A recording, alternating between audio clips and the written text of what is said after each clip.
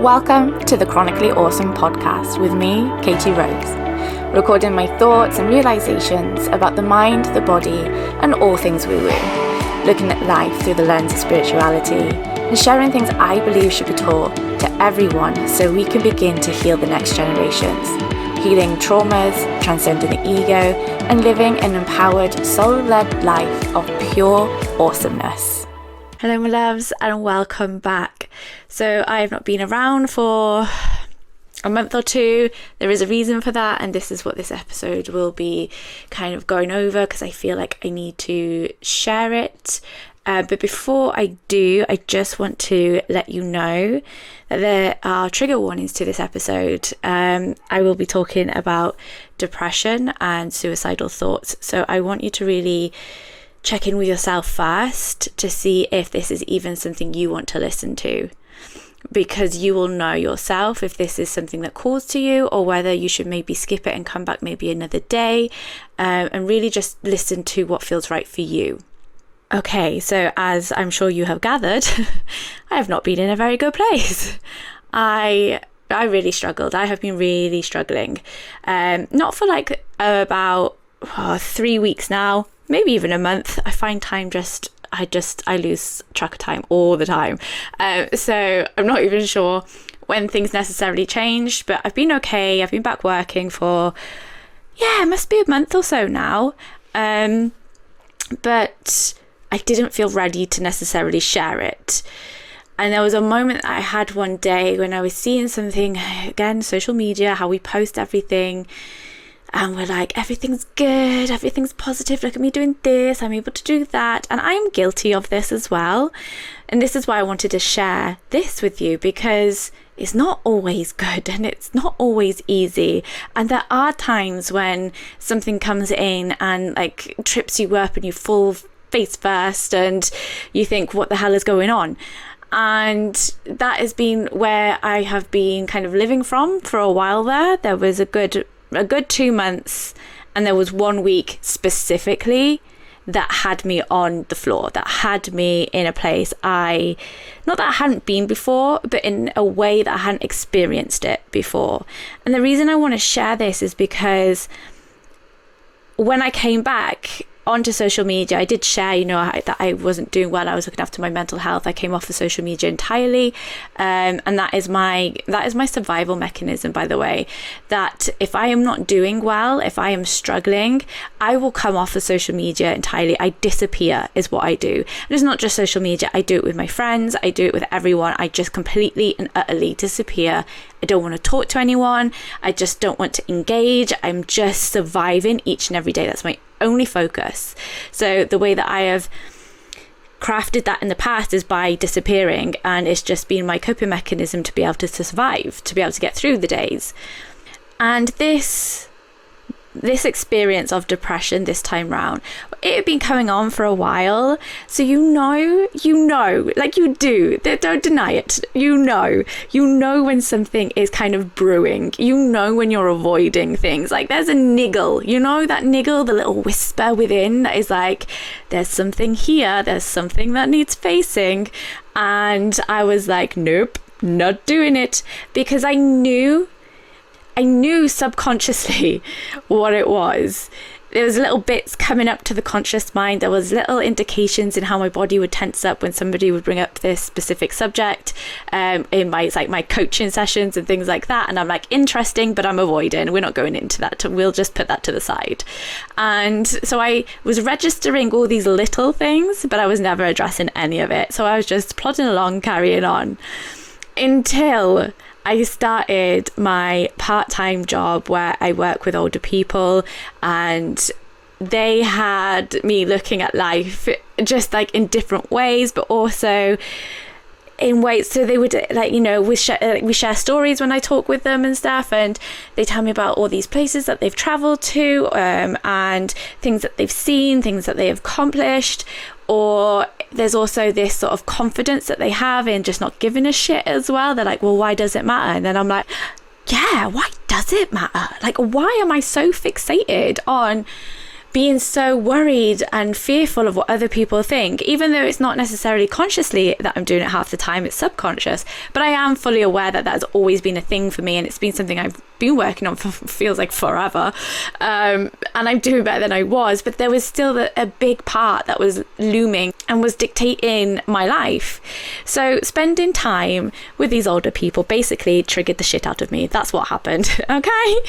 So as great as they were, and they bring me so much joy, and also while I went through this phase of depression, they were the only things in my life where I felt like I could be me. I left there feeling better than I arrived, and they were my light in the dark. So I am so grateful that I have this job and that they were there for me without having any idea that they were there for me in that moment, even though they were my triggering peoples. So that just makes me laugh on that sort of flip side, that light and dark of things, the yin and yang, the to and fro, the push and pull. Like, there's always an opposite. And it really made me realize that I was living a life that wasn't fulfilling in the way that I needed it to be. I was living in a way where I was just constantly pleasing everyone. And I thought, and this is what I love about like how our minds work, is that I generally thought I'd overcome so much of my people pleasing because I was a chronic people pleaser. But as I went through this bout of depression, I realized like I was still a massive people pleaser, and it was all down to myself, my own fault. Because what had happened is when I was poorly, I couldn't do anything. I didn't look after myself. There was always somebody there looking after my mum. Basically she was my carer. She would come in, she would clean the house, she would do everything. And when I started getting better, I was like, well, I can do this now. I can wash my dishes, I can hoover, I can put the washing in, I can hang the washing out. So then I started doing all those things, instead of recognizing that, yes, I can do them. It doesn't mean that I have to do them. It doesn't mean that I'm the only one that has to do them. And like my whole sort of bout of depression kind of focused on my area of family, my relationship and with my husband, and my relationship with my kids, and how my needs weren't being met. Because that's what it boils down to. It always boils down to whether your needs are being met. And mine weren't. And it was because I didn't have any boundaries in place. There was no sort of, right, I can do these things, but I shouldn't be the only one that is doing these things. So I had to really face those things. But before I could face those things, oh my God, I was avoiding. I was so scared is what it was. I was scared. I was scared of what the outcome could be, because when it comes to mine and my husband's relationship, we have a cycle, and it's like every couple of years it comes back up, and each year seems to be easier and easier when we face it, but it is always the same things, the same sort of conversations that I had, or the same things that have been avoided and things like that. So I knew it was there, and I knew like this was it now. This was the breaking point. This was either we make it or we break it. And it was the fact there was such a strong possibility that it may break. And I'm going to get emotional because it's still raw, and this is why it's taken me so long to get this episode done. I had to face this idea that I may not be in this relationship forever.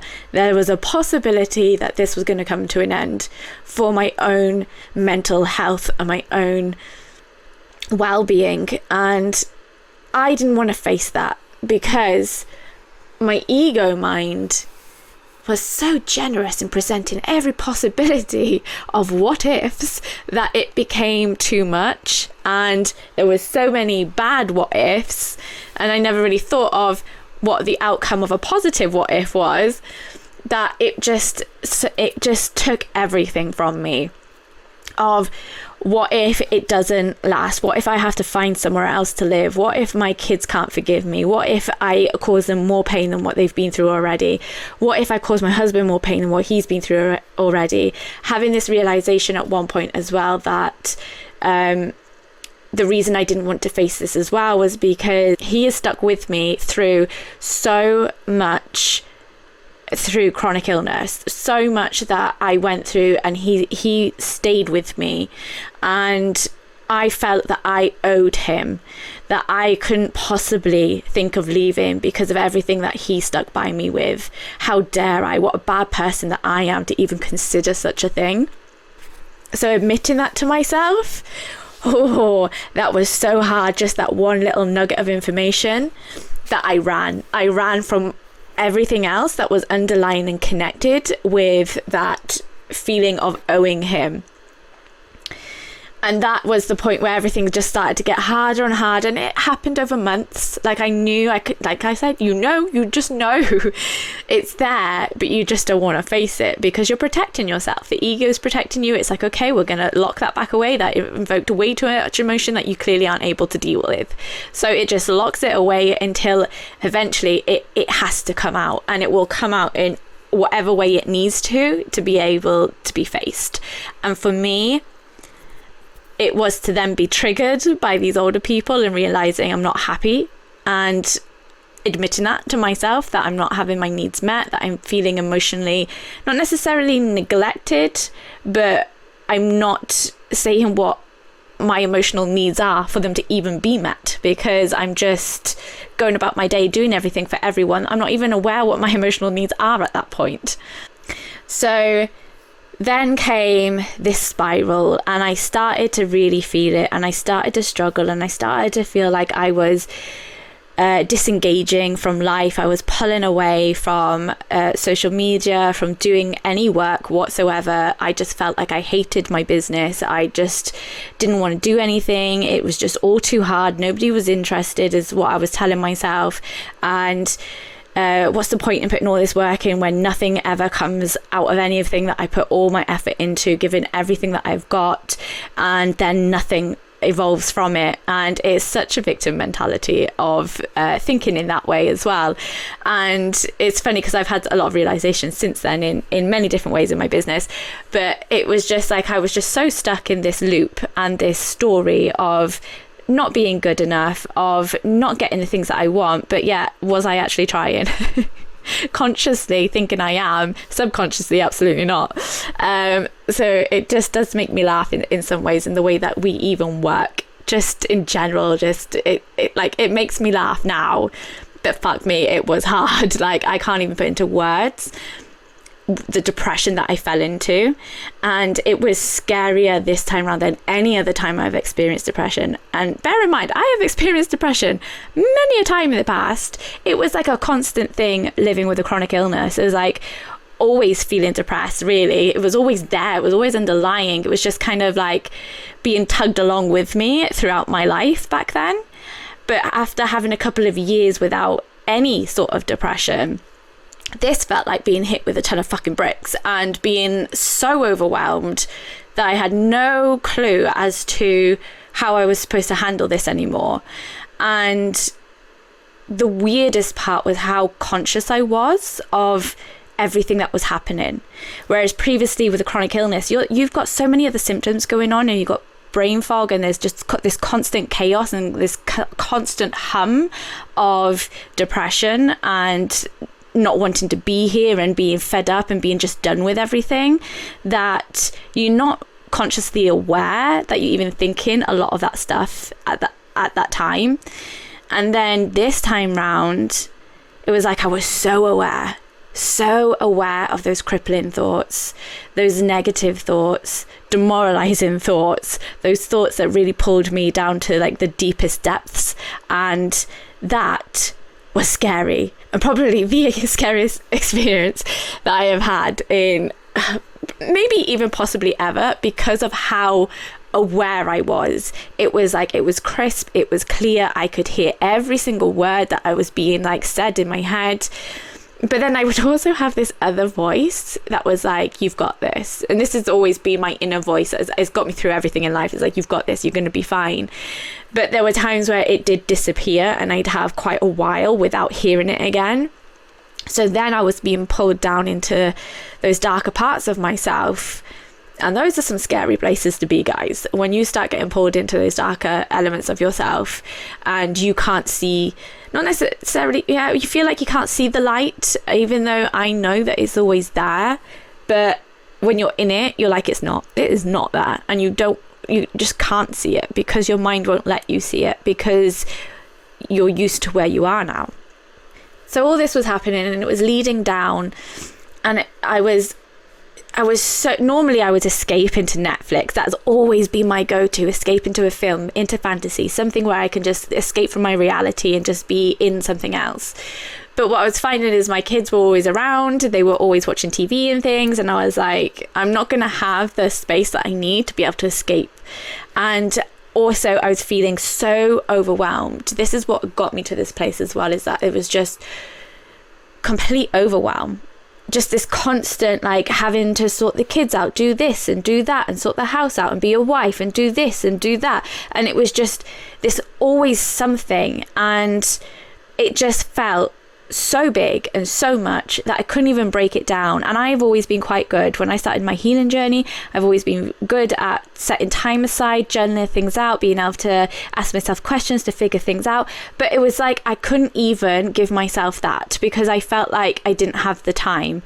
I could have found the time, but because when you're in it, it's like you can't. You just like, I just can't. And then I was feeling this overwhelming need to run away. It's like all I could hear in my head was, run away, get out, you need to get out, you need to go, you need to go, you need to get out, get out, get out, get out. And it was just like that. It was like almost screaming at me. And I cannot tell you how close I came to jumping in my car and just going and disappearing. And at that time, I don't think I would have come back. It was just, I had to get out and I had to go. And it's not until experiencing this that I understood a friend of mine. A couple of years back, I had a friend and she had suffered depression on and off for years, even before I met her. And then I found out one day that she just up and left. She left her kids, she left her husband, she just left. And I judged her. I was like, how could she do that? How could she not say, like, I'm here? Why didn't she ask me for help? Why didn't she say anything to me? Like, how could she just leave? And what about her kids? Like, the impact and the effect that would have on them, that was where I came from back then. And as I've been learning a lot of stuff over the years, I started to not have that judgment of her anymore. I was like, how can I judge someone when I don't know what they're going through? When I don't know their thought processes. We all have different things, we all have different coping mechanisms. So I had come to understand that I would just never really understand why she did it, but I shouldn't judge either.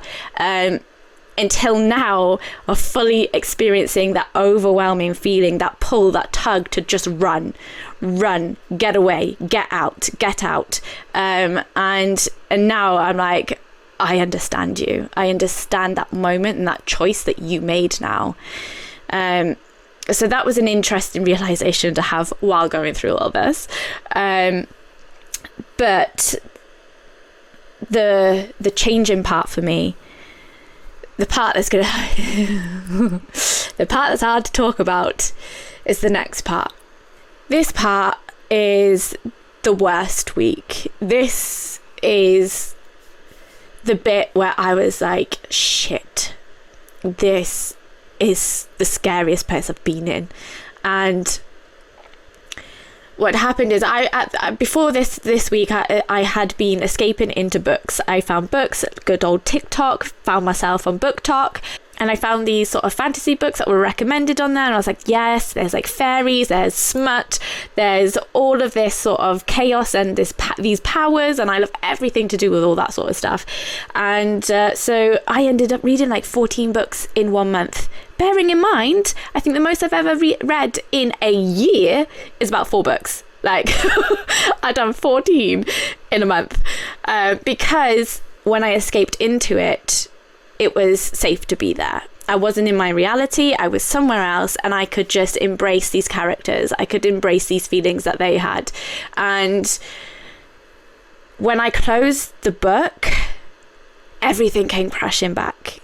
The weight, the darkness, it was like something would just roll right over me, and I was back to all of those chaotic thoughts, all of those depressive thoughts, all of everything that just felt like I couldn't cope, that I couldn't live, I couldn't be here, and I needed to get out of that, I needed to escape from that. So I'd open the book back up, or I'd pick up another book, and then when I open that book, that weight, it just disappears, because it's no longer my life.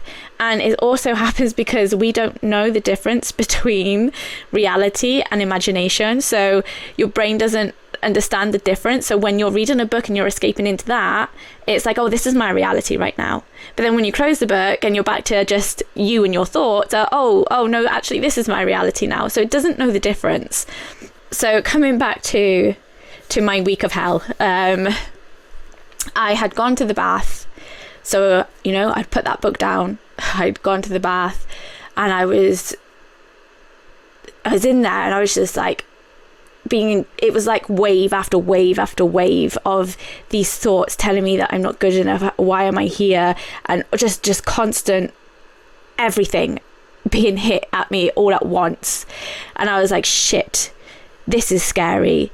So I had a wash and I got out, because there was this thought that came to me when I was lying there, and it was like, I don't want to be here. You could just end this. All this screaming, all of this could be ended. Do you want silence? You want silence? Just slide under the water. You'll have silence then. And I was like, shit, get out. So I got out of the bath, and I was like, God, that was scary.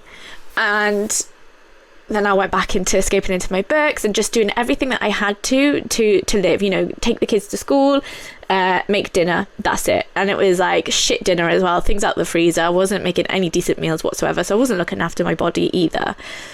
And then I had another bath, and this day I was so exhausted, my body was so heavy. I got into that bath and I was like, oh, I can't move. So I curled up into like a fetal position, and I kind of wedged myself between the bath.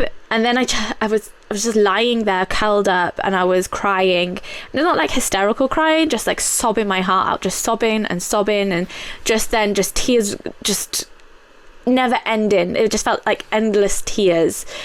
And again, that voice came back of just let yourself slip under a little bit, just a little bit more, just go down a little bit more. You can end this. You can have silence. You can stop all this. And I couldn't move because my body was so heavy, and I could feel my body just like edging ever so slightly closer to the waterline. And I was just like, oh, it's so easy. It could be so easy just to let go. And then my husband came in, and he see me crying, and he's like, oh, what's wrong? Why are you crying? And I would just trying to speak through my sobs was like, I couldn't put coherent sentences together. I didn't know how to speak. It was like it was taken away from me. And I was like, it's just too much. And he's like, what's too much? I was just like, just everything. And he's like, well, what exactly? And I'm like, there is no exact, it's just everything. And like, it didn't come out as like coherent as that. It was like, and my poor husband, he doesn't know how to deal with his emotions. I'm sure I've spoken about this before. He struggles with all this sort of stuff. He doesn't know how to react in these situations, and I could see him trying his best, like he was searching his mind for what do I do here, because I finally admitted that I just keep getting these thoughts that I don't want to be here. And that's something I've never done with him. Maybe after I've been through like the depression and then I've come out the other side, maybe then I've said it once to him before, but I have never told him when I am in it. I've never expressed what is going on really when I'm in it. It's always been kind of blanketed over and just been like, oh, I'm not feeling too great, or I'm just struggling, or I just lie entirely and be like, oh, I must be hormonal. It must be hormonal. But I because I've learnt over the years how destructive that is in not saying what's going on, I knew I needed to speak it. I knew I needed to say it out, because also I was having so much fear internally of even being in this place and thinking those thoughts. So he didn't really do anything because he doesn't know what to do. He doesn't know how to do anything after that. But it was a sort of a wake-up call for me in that moment to be like, you need fucking help. You need to do something, because this is not okay. And I still had that overwhelming feeling to run away. And so I got out the bath and I went onto Google and I was like, right, mental health facilities, let's have a look, let's see what's around. And I don't know if it was because I was in such a chaotic space mentally that I couldn't kind of process what I was finding. So I couldn't really take in the information, so I didn't really know where to go. And then I was just like, okay, well, we've looked it up, so we know we're taking a step, so we're doing something about this. And that was a slight changing point of knowing I was looking for something, that I was ready to do something, because it scared me too much how close I felt to being done. And I knew at this point that I had to look after myself. I knew I had to put myself first. So what I ended up doing was finding somewhere that I could book to go away for 4 days, because of this voice and this overwhelming need to run away. I knew I had to go away. So instead of running in the way that felt so overwhelming as a survival mechanism to get out, it was, how can I do this productively? How can I do this that is going to be okay for me, but doesn't mean that I am leaving or rejecting anyone else in the house? I'm not leaving my kids, I'm not leaving my husband, but I am leaving to look after myself, to put myself first, because if they want me to stay here with them, then I have to do that. I have to do that for myself. I owe that to myself. I owe it to my kids, and I owe it to my husband. And I refused to go back to the person that I used to be, because I know that if I didn't look at what was happening, if I didn't look into it, if I didn't finally face it, then I would just be carrying it around with me, and eventually that is going to come out in some symptom or another, just like it did before. And I refuse. Oh my God, I was like, that drove me. That need to not go backwards, that need to stay where I am, but be better, grow, evolve, face things, dive into those things if I have to, if it means that I'm not going back to who I used to be, because that person doesn't exist anymore. And I refuse to allow that person to come back into this world when I know how to overcome these things, and I know how emotions are affecting in the mind, the body, and the spirit, the soul. I know how it all works. Logically, I knew it all, but when you're in it, even though you know the logic, even when I sat some nights and been like, you know this is happening because of this, you know this is happening because you haven't actually looked into this, you haven't got to any root cause yet, you have been avoiding it. And I would have these moments as just before I'm falling asleep most of the time,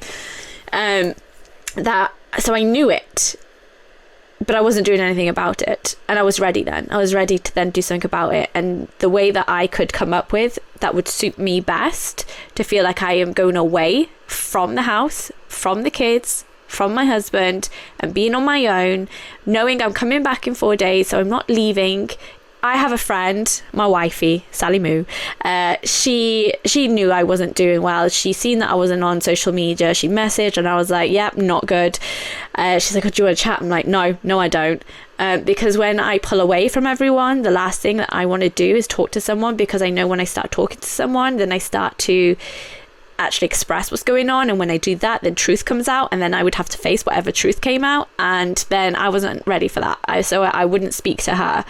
So we would just send gifts to each other with just like, she'd be like, still alive? I'm like, yeah, still alive. Like, just random things. It's just what we do. It's how we get through life. And then when I went away for my 4 days, I actually finally rang her, because I was like, right, you need to speak now. You need to get this out. And she allowed me 3 hours to just talk and cry and sob and go through a ridiculous amount of tissues from all the fucking snots that was coming out. It was just full on. And it was exhausting as well. It was just so much that I had to get out. And I was so raw and honest with her, which was new, because normally in those sort of situations I will kind of filter, or I will not be really honest with myself. But I gave myself these 4 days to be able to do exactly that, to be raw, to be honest, and just really be as truthful as I could with myself. So by being truthful with her, it allowed me to really bring out everything that I was hiding from. And the biggest part was, would my marriage last? That was the scariest part, because I really didn't know. Because I knew that what I wanted going forwards couldn't be what I have now. And that means if Lee doesn't change, or my kids don't change, or I don't change with being strong in my boundaries and what my needs are and actually voicing them, then it's not going to work. And I refuse to stay somewhere that doesn't make me feel good, that is bringing me down mentally to that bad a point. Then something needs to change. So I took those days, I journaled, I wrote my book as well while I was there, and I went for walks, I took myself out, I did what I needed to do. And I had to keep telling myself, though, I didn't take any books with me, because I knew if I took a book, I'd just read the entire time and not face anything.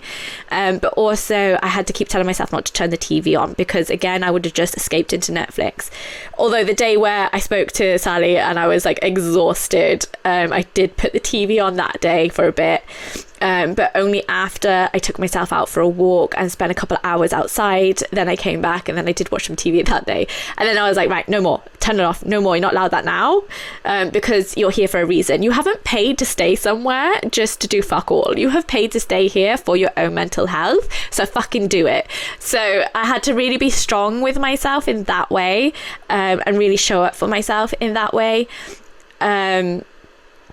And I rewarded myself by going, because I had to go pick my glasses up, because I didn't even go that far. It was only like a 40-minute drive from where I live, and I had to go and pick up my new glasses. So I went into a bookshop and I bought myself 3 books as a reward for doing the work of showing up. But I had to leave the books in the car when I went back to the place, because I knew I'd just read them for the next night, instead of actually doing stuff of why I was actually there. And the interesting thing was, once I decided to book this place, to take that time for myself, I started to feel better. I'm not saying everything just like snapped back and I was like, yes, I'm fine now. It wasn't like that at all. But there wasn't this heaviness on my chest in the way that it was before, and the darkness wasn't as dark and it wasn't as heavy. There was just a lifting of some kind. And then by the time I went there, I had that sort of inner strength of going, yeah, we are here for a reason, we're putting the work in, and we're going to show up for yourself. Because the thing is, I know all the tools, I know all the techniques, I know what I need to do to be able to get through these things. It's just whether you actually choose to do it. If you actually choose to show up, you have to choose it for yourself. No one can do it for you. Even knowing all of this, I still had to show up and I still had to do it for myself, because just knowing it isn't going to fix it. You have to feel the emotions, you have to face it, you have to say it, you have to really understand what is missing, what need isn't being met. Because if your needs aren't being met, then you're not feeling safe, maybe in your physical body, in your home life, whatever it may be. But then you're going to be out of balance, because when you're not feeling safe, your nervous system is like fight, flight, or freeze. So you're completely out of whack with where you're supposed to be. And then you're not going to be able to relax and rest and digest and repair and come back to that equilibrium, come back to that balance of yourself. And because I was avoiding it for so long, I was really out of balance. And that is why I'd gone down so far. So I had my 4 days, and then I came back, and straight away there was a difference, because anytime I've ever been away in the past, my husband just doesn't come and see me. Because it's quite interesting, because when I go away, I think his subconscious thought process is that I have left him, I've rejected him by going away. It's really interesting. We've noticed this over the years. So then when I come back, he's like, well, why should I be excited to see you when you chose to leave me? And it's just, I love the mind. I find it all really fascinating, all this sort of stuff. But this time he came out to meet me at the car, and brought all my stuff in with me. And that was the first time ever he has done that after I've been away.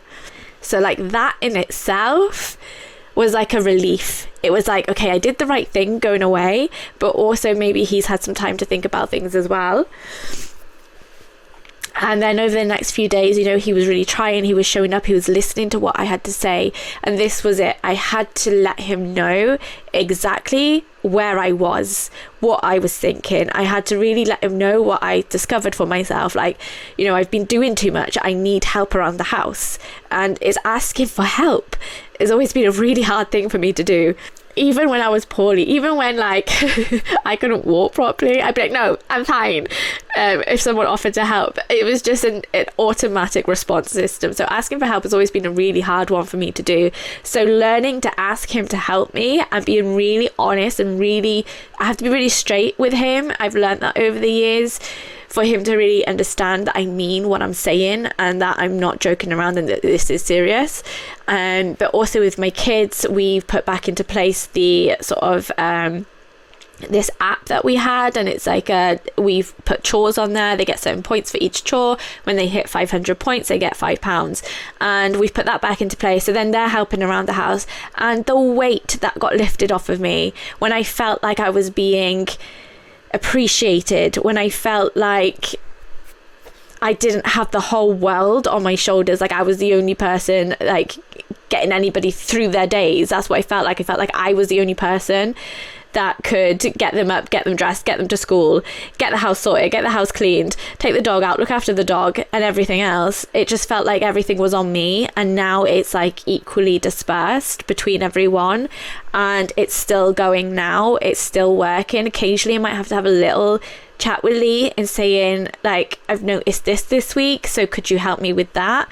And just being as open and honest as I can be, because I don't want my marriage to fall apart.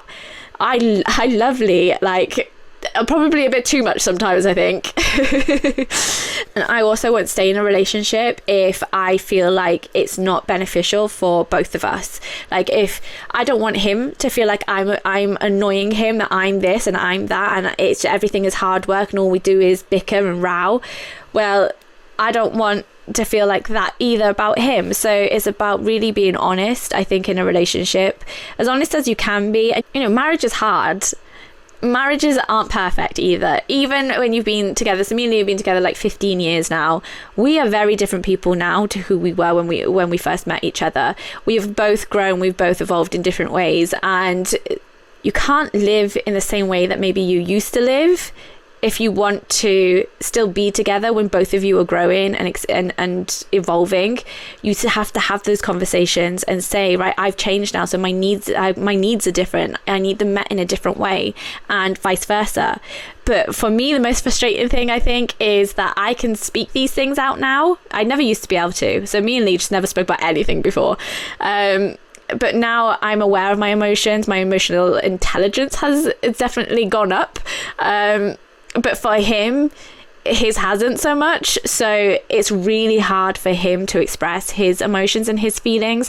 So it's definitely harder for me to figure out what he is wanting or expecting from me, what his needs are, because I can name mine now, whereas he can't. So I have to check in with him every so often just to see, is there anything that he's found that is just, you know, irritating, something I do that he's just like, fuck off? Because unless you're aware, you're not going to change it. You're just going to carry on, because unless someone says, like, when you do this, it makes me feel this way, then if you don't know that, then you're just going to carry on, because it's just normal, it's just habit, and you just carry on. So I try and check in with him as best I can, and he tries his best to answer so that it gives me something back as well, because I do need that emotional sort of feedback. Not necessarily just me to him, but him to me, so that I feel like I'm doing my best for him as well. I can't ask him to be changing. I can't ask him to do this and do that if I'm not willing to do the same for him. So that is something that is still like a work in progress. Obviously, everything is work in progress. Everything, you are always changing. We're always evolving. So there's always new obstacles and challenges that you face. So I just felt like I needed to share this. I needed to share that I haven't been okay what you see on social media isn't always the truth. There are other things that go on behind closed doors, but people tend to not share those so much, maybe from fear of judgment. Maybe it's just something that they don't, it's private, they don't want to tell people. But I tend to overshare probably, and I do that because I want people to know they're not alone in what they're experiencing, and that it's okay to not be okay, but also please check in with yourself and make sure you're getting the help that you need when you need it. Ask for help. There is nothing wrong, there's no weakness in asking for help, and all you can do is show up the best you can for yourself and not hold guilt and shame around maybe what you are experiencing or have experienced, because you're human. You're only human, and you're not perfect. I'm not perfect. No one is perfect, and you're not going to get it right all the time. And even if you do know the tools and techniques, maybe you still don't show up for yourself, and that's okay for a little while. But at some point you have to make the decision to put yourself first, to show up for yourself, to know that you are worth showing up for, that you are worth your own time, or that time you give to other people. You are worth that in return. So allow yourself that gift whenever you can, and trust that you have what you need. You just need to show up in a way to be able to find your own needs, to meet your own needs. Also, I had a realization as well, as I've come out the other side of this as well, of my business. I finally found me in it, and it's been months and months of trying to really hone in on what I'm even doing with my business. Every time I get these moments consciously, I'm like, yeah, I know what I'm doing, I know where I'm going, oh yeah, I've got it, and then it's just like it doesn't align again, and it's like, oh, I didn't quite get it. But now I'm like, no, I know it. Since writing my book, since being in that process of things, I really recognized what I loved as I was writing things, and it is about trauma and helping people with trauma to overcome it, to understand it, to be able to face it as well. And also sound healing. I'm sure you're aware that I absolutely love sound healing, and I just love how simple, easy and effective that it is. So the combination of the two is just my absolute favorite thing to put together. So I'm really focusing on like trauma informed sound therapy, and I specialize in chronic illness, something where I'm just really focusing my time and my energy, as well as in-person stuff. I realized when I started my part-time job and I was going to these older people that I really just love connection. I love to sit with somebody and be in that energy, and so that is something that I am going to be bringing up in my business moving forwards, and trying to create like special events and things that I'm going to be doing to be able to hone in on that person to person experience and hold space where people, like-minded people, can come together and heal and be with people who recognize the same things that they've been through, so they don't feel alone. I just want to build that sort of community. So it's been really good in realizing these things as well. So it was very much needed. I really do believe that everything happens for a reason. And I even was telling myself that while I was going through all this, I was like, there's a lesson here. You need to experience this, and that you're going to get through it because you've always got through it. So there was that always underlying, but it was like so deep that it was really hard to hear sometimes. It was that little whisper, like it's like being underwater. It was there, but it was like so droned out that sometimes it was so much harder to hear. But I knew it was there because it would appear every now and then to tell me that I was going to get through this and it's going to be okay. But also that's a lesson to be learnt here. And it was a lesson of remembering where I used to be and where I am now, but also remembering that I deserve to look after myself and that I am worthy of my own time. So I'm going to leave it there, and I hope this episode has helped in some way or another. Thank you for joining me, my loves. Thank you for listening to this episode. I hope you have enjoyed it as much as I have. If you did, please share on social media, or if you'd like to share your thoughts with me directly, then you can message me at HopelightUK on Instagram. And if you haven't done so already, hit the follow button to follow the podcast for more awesomeness, and I'll see you here next time.